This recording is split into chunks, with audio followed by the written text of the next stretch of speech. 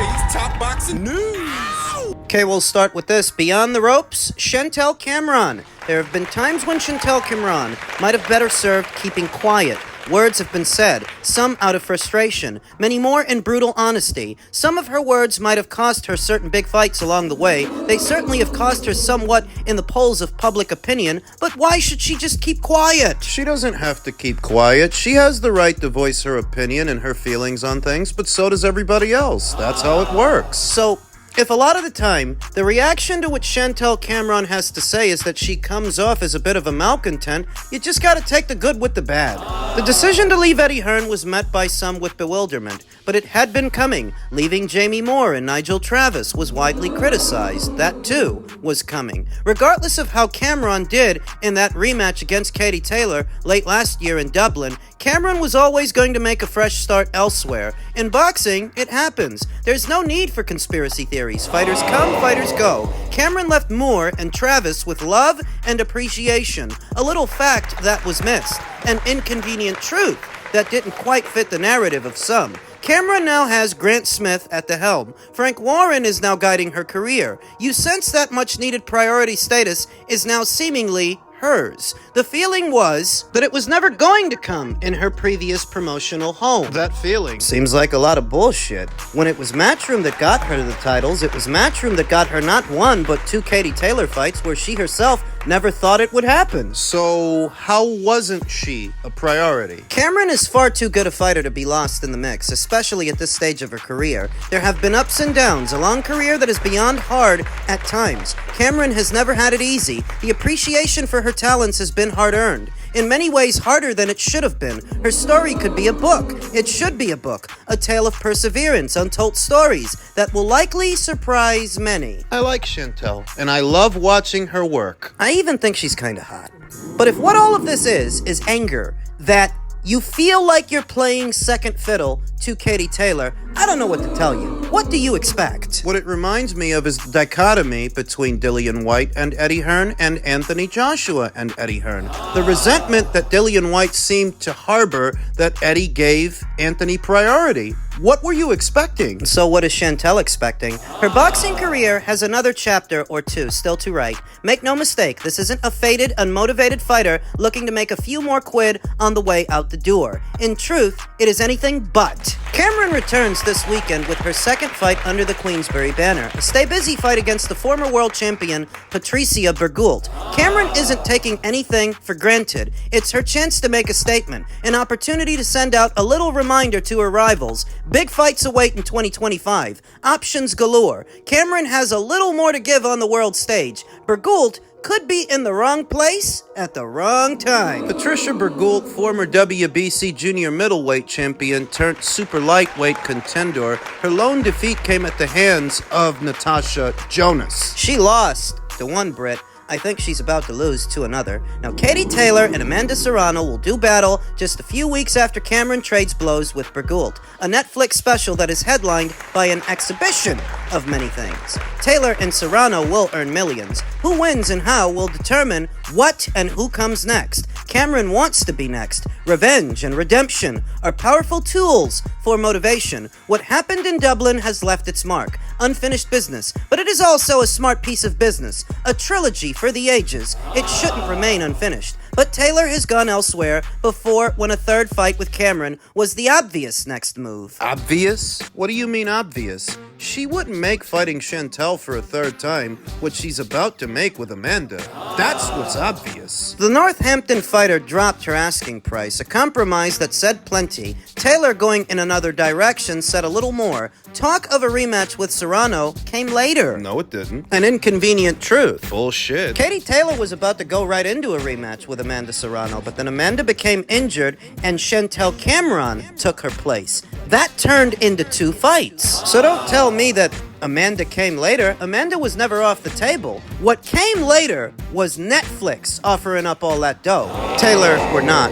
Cameron can look forward to a year of the bright lights in 2025. A desire to regain her lost super middleweight baubles still lingers. A move to welterweight could be on the horizon as well. A fight with Michaela Mayer or Natasha Jonas are easy fights to make, you would suspect. The WBO and IBF titles give Mayer and Jonas leverage. Cameron brings her name, her undisputed achievements also. All three have expressed an interest at various times for many reasons. Jonas could be the one at some point in the next few months. I doubt it. Any combination of those three fighters wouldn't be out of place on a Riyadh season show. Though before any thoughts of what lies ahead, Cameron has to deal with the present. Berghult has only lost one fight in 18 professional bouts. I was ringside 2 years ago when Natasha Jonas outpointed her in Liverpool, took away the WBC junior middleweight title that Berghult held at the time. The scores were a little wide and Berghult had a few fleeting moments of success, but Jonas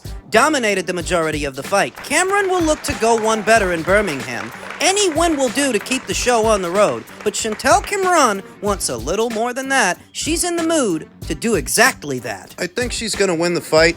I think Chantelle is a welcome addition to any show, any card, any time she's fighting. It's an action fight. She's never in a boring fight. There's a lot to love about Chantelle Cameron aside from the taboo comments and shade. I don't know that she's going to get the winner of Katie Taylor versus Amanda Serrano. Maybe if Katie Taylor wins, though I don't think she's going to. A Michaela Mayer fight seems like more of a possibility to me because of Frank Warren's relationship with Bob Arum, Queensberry, Top Rank, all that stuff. That might happen, but even that's a ways out.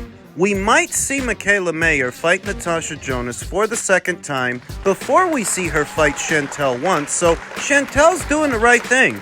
Getting out there, getting busy, beating some broads up, and reminding people what she can do. I think she's going to beat Patricia Berghult, and I think it's going to be fun to watch. Elsewhere in the world of boxing, Victor Conte asked, so Oscar De La Hoya clowned Eddie Hearn for a string of boxing losses. A few are Matias, Berlanga, Prograis, 5 versus 5 losses in all 5 bouts. AJ got destroyed. Bivol came up short. Why is Eddie still acting like a know-it-all when it seems to be there may be something to the Eddie Hearn curse, quote-unquote stigma? Can Eddie, quote-unquote, develop fighters? Or is he not as smart as he seems to think he is about boxing? This video sheds light on some of Eddie's rather poor record in boxing. Look, Ma, another stupid American. As you would have to be, you do realize, Victor, that Subriel Matias lost to another Matchroom fighter in Liam Buttle. Regis Prograis lost to another Matchroom fighter in Jack Catterall. How is that a loss for Eddie when both guys are under Matchroom? No, Edgar Berlanga, he did lose to Canelo Alvarez, but that ain't no different than Jaime Munguia losing to Canelo Alvarez. Jaime was with Golden Boy, Edgar's with Matchroom, and both guys lost. What, you hold it against Eddie, but you don't hold it against Oscar? You don't hold it against Heyman that Jermel Charlo and Caleb Plant lost to that same guy? Those guys lost to Canelo Alvarez too, and I didn't see Victor Conte piping up about Heyman's losing record. Now, Eddie did crap out in the Matchroom versus Queensberry 5 for 5, but what the hell does that have to do with Oscar? Talk about Oscar. Didn't his guy Zerto lose to Matchroom's Bivol? Didn't his guy Ryan get owned by the PBC's Gervonta Davis? Didn't his guy Alexis Rocha get annihilated by Top Rank's Giovanni Santiliang? Talk about the Matchroom curse. What about the Golden Boy curse? They like to play by a different set of rules when foreigners are involved, because I remember last year during the summer months when in the same week Stephen Fulton got beat and Errol Spence Jr. 2 big losses for the PBC. And I didn't see Victor talking about the Heyman curse, the PBC curse. Or how PBC fighters more often than not are always getting beat by top-ranked fighters. What is an asinine argument bringing up Matias's loss or Regis Prograis' loss yesterday as a negative. So when Oscar Valdez lost to Emmanuel Navarrete, was that a loss for Top Rank? And when Emmanuel Navarrete lost to Dennis Berencic, was that a loss for Top Rank? Top Rank's Jared Anderson got annihilated by Martin Bacoli, and Tyson Fury just lost to Alexander Usyk. Is there a Top Rank curse we need to talk about? Or are you guys just pretending that nobody else's fighters lose but Matchrooms? Stupid. It's childish. Now, why specifically Victor Conte is now taking shots at Eddie Hearn. Your guess is as good as mine, but if I had to guess, I think it has something to do with VADA testing. If I had to guess, I think this is Victor once again trying to shake Matchroom down for money to VADA. Something like that. Understand that Victor Conte is not a manager who manages fighters. He's not a promoter who promotes shows. He doesn't have a deal with a broadcaster. This guy is a supplement manufacturer. What the hell's he taking shots at Eddie Hearn for? You're in a protein powder business, aren't you? Creatine and all of that stuff. That's what you do. That's your lane, which is why so much of your argument doesn't make any goddamn sense. Or are you taking your cues from Oscar, the cokehead? It's what he's hopped up on when he does those Clapback Thursday segments. No situational awareness. None. It's not about going up to bat for Eddie Hearn and defending him. It's about pointing out how stupid the American boxing scene has become and how so many in the American boxing scene occupy their time just saying stupid things. One stupid thing after the other. While the American boxing scene itself, the market, dwindles, American boxing is at its lowest point. It's worse now than it's ever been, and these are the people at the helm. You're trashing Eddie Hearn? You should be trashing Al Heyman for getting kicked off of how many major broadcast networks? You should be trashing Oscar De La Hoya. You lost Canelo Alvarez, you lost Sinisa Estrada, you may have lost Jaime Munguia. We'll see. You've been on the DAZN platform just as long as Matchroom, and you don't get the priority they do. Why? It can't be because you know what you're doing. It can't be because of the metrics you're bringing them. They decided to make Eddie Hearn the point man, and it can't be because of the great job that you're doing. It's not about defending Eddie Hearn. It's about pointing out all these idiots in the American boxing scene that like to throw stones in a glass house. You want to pay attention to somebody who's doing things right? You pay attention to Eddie Hearn because his company was valued at more than Top Ranks, more than the PBCs, more than Golden Boy. Well, these idiots bring up what are in-house fights, in-house Matchroom fights as a negative. You stupid or something, or are you just running out of things to say? AJ losing to Daniel Dubois is a big deal, but Fury losing to Usyk is not a big deal. You can point out that Dmitry Bivol lost in a competitive fight that some people actually thought he won, but you won't point out that Giovanni Santillán came over to Golden Boy and wrecked their man, Alexis Rocha. So was it a negative for Top Rank that Brian Norman right after that wrecked Giovanni Santillán? How does this work? For using what are in-house fights as a negative for the promoter. And finally, in men's heavyweight news, at least one trainer's opinion is that Tyson Fury needs a new approach versus Alexander Usyk ahead of their rematch before this year is out. Tyson Fury may be confident of mustering a decisive win over Alexander Usyk in their scheduled rematch December 21st, but at least one observer thinks he needs to go into the fight with a different approach to win.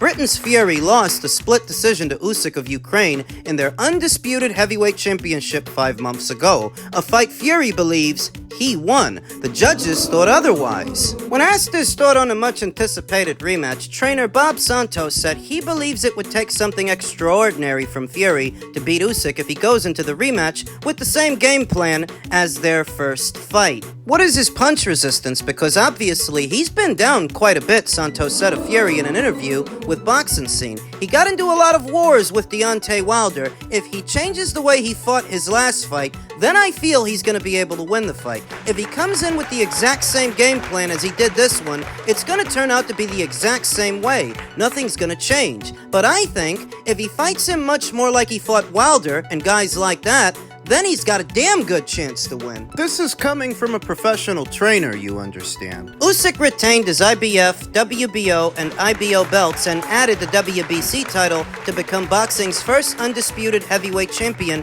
in 25 years. Both fighters agreed to a rematch in what is expected to be another thrilling encounter in Riyadh, Saudi Arabia. And what Bob Santos thinks is that Tyson Fury should fight Usyk the way he fought Wilder, even though Usyk is nothing like Wilder. At all, in any way you can imagine. Physically, they're built very different. Wilder's a tall and lanky fighter, whereas Usyk as a heavyweight is more portly, smaller target. Wilder's an orthodox fighter, Usyk's a southpaw. Wilder's got poor feet, poor coordination, poor cardio, and Usyk's the opposite. He's got great feet, great coordination, great cardio. He gets stronger as the fight progresses. He's prolific in a round. He's not just looking to land one punch, just one punch, like Deontay Wilder. He throws punches in bunches and keeps the pressure on. But according to Bob Santos, Fury needs to fight Usyk the way he fought Wilder, even though Usyk is nothing like Wilder. When asked what approach specifically he thinks would work for Fury against Usyk, Santos called for the larger fighter to impose his physicality on Usyk. I think he's got to bully him more, Santos said of Fury. I think he's got to use his body more and not overmove and overbox. His last fight, he was overmoving and overboxing. Look, I know that people in boxing don't have time to mull over everything. They have their own things to do, their own fighters to train, their own business to tend to. But I think what Bob is overlooking is that when Fury got hurt, when he got caught, it was when he was coming forward. It was when he was trying to mow Usyk down. He got countered. He was having success and he tried to build on it, came forward, got caught, got countered, got hurt, got ragdolled. Americans' only point of reference for Tyson Fury is Deontay Wilder and the Deontay Wilder fights. That's where Fury's career begins for them, not realizing this guy's been floored all throughout his career. In their mind's eye, the real testament to Fury's eliticism is how he beat a one-trick pony in Deontay Wilder, not because Deontay's actually that good, but because of the pedestal that they put him on. This is not Deontay Wilder. Professional trainer in the sport of boxing should know that. You can't fight Usyk the way you fought Wilder because they're too different. The sooner you come forward on Usyk the way you did on Wilder, the sooner you do that, the sooner you get caught again, the sooner you can get ragdolled again, and this time, the sooner you can get put down. That worked on Wilder because Wilder ain't got no inside game and he's got poor feet. He holds his position. He can't move like Usyk can move. So when you come forward on him, he's a deer in the headlights. He's flustered and he can't get the right hand off. It's not gonna work on Usyk. The only reason that's your go-to is because your only point of reference for Fury really is those Wilder fights. Before that, you weren't paying attention. Most of the Americans weren't paying attention. So a part of the reason that I'm going with Usyk to beat Fury again and stop him this time, it's not simply what you saw in the first fight, it's everything that led up to it. It's that Fury really doesn't take care of himself in between fights. He lets his weight go, slams down beers, treats his nose. That his whole thing was being the big man who can fight like the little man. But this time, you're not going to outlittle the little man. You don't actually do anything better than Usyk. You're just faster than the slow guys. And you might do things better, a few things better than the slow guys, but you don't do anything better than him in terms of fight mechanics, in terms of nuts and bolts boxing. You're just bigger. And that is an advantage. I'm not saying that it's not, but that's what he's got. That's it.